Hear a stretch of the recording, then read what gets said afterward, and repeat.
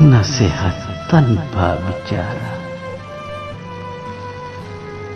Sahabat, alasan dan keluhan apa lagi yang harus kita katakan jika kehadiran mereka membantah semuanya? Jika malu adalah sebahagian daripada iman, lantas di manakah iman kita setelah melihat ini semua? Untuk apa semua kesempurnaan ini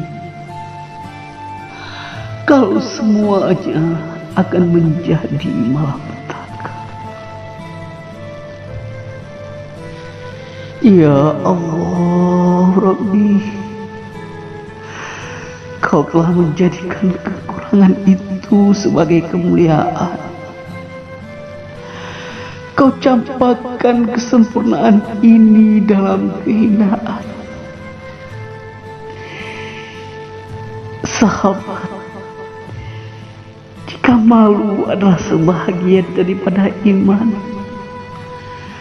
lantas kemanakah iman kita setelah melihat ini semua?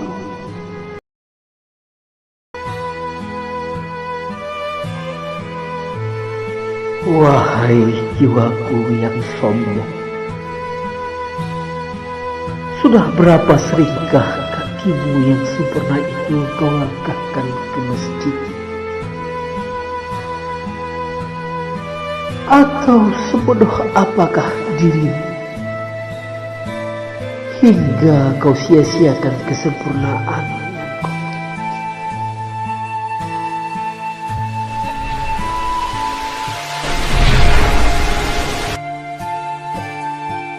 Wahai jiwaku yang angkuh, jika tidak ada lagi nasihat yang bisa didengar oleh telingamu, maka lihatlah manusia-manusia pilihan itu dengan mata hatimu, dan biarkan nalurimu sajalah yang mendengar, karena hanya dia yang bisa merasakan sekurang dan sehina apakah dirimu ini.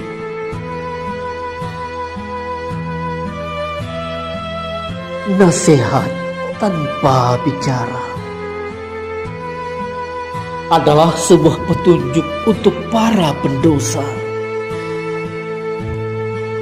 agar mereka bisa melihat hakikat antara kemuliaan dan kehinaan, antara kesempurnaan dan kekurangan, dan siapakah sebenarnya yang normal dan yang cacat di mata Allah Subhanahu wa Ta'ala. Jika malu adalah sebahagian daripada iman, maka semanakah iman kita setelah melihat para penasehat tanpa bicara? Sahabat, alasan dan keluhan apa lagi yang harus kita katakan jika kehadiran mereka membantah semua?